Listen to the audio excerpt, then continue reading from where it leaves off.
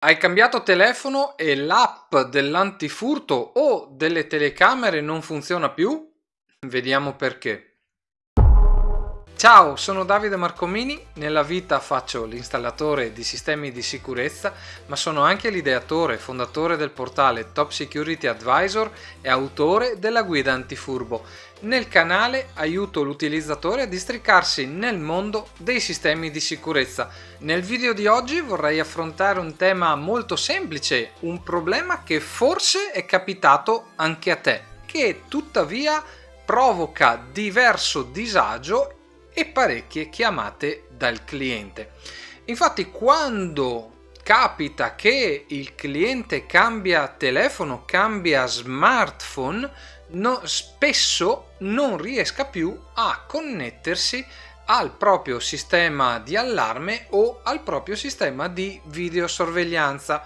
Questo succede perché nonostante qualcuno, il tecnico che ha venduto il telefono o il cliente stesso abbia correttamente sincronizzato il telefono vecchio con il telefono nuovo, installando tutto ciò di cui hai bisogno, tutto ciò che c'era, cioè nel vecchio telefono, alcune app non funzionino. Queste app non funzionano nonostante venga eseguita correttamente la sincronizzazione tra i due smartphone, tra i due device, perché al pari di quelle per le banche, per fare un esempio semplice, hanno bisogno di dati che identifichino non solo il sistema al quale si devono collegare, quindi avranno bisogno, che ne so, di banalmente leggere un QR code o di inserire un MAC address, un ID della centrale, un ID del videoregistratore o della telecamera remota, ma di inserire anche le credenziali dell'utente. Questi dati non vengono importati dal sistema di sincronizzazione per motivi di sicurezza.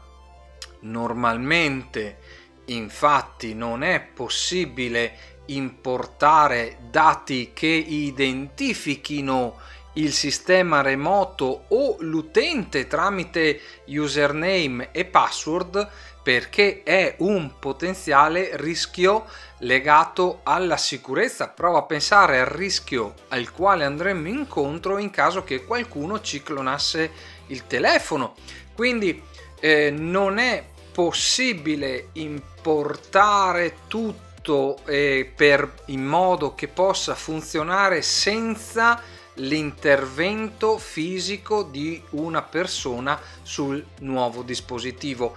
Questa persona dovrà inserire i dati di identificazione del sistema remoto, che sia in cloud o che sia una connessione diretta. Infatti dovranno essere inseriti i dati che identificano, come dicevo prima, l'IP pubblico, piuttosto che il MAC address, piuttosto che l'ID, piuttosto che banalmente leggere un QR code, come succede molto frequentemente oggigiorno, ma soprattutto i dati identificativi dell'utente che si deve connettere, ovvero le credenziali con le quali l'utente fa login presso quel sistema, altrimenti quell'app non funzionerà mai, ovvero l'app funziona ma non è in grado di connettersi al sistema remoto.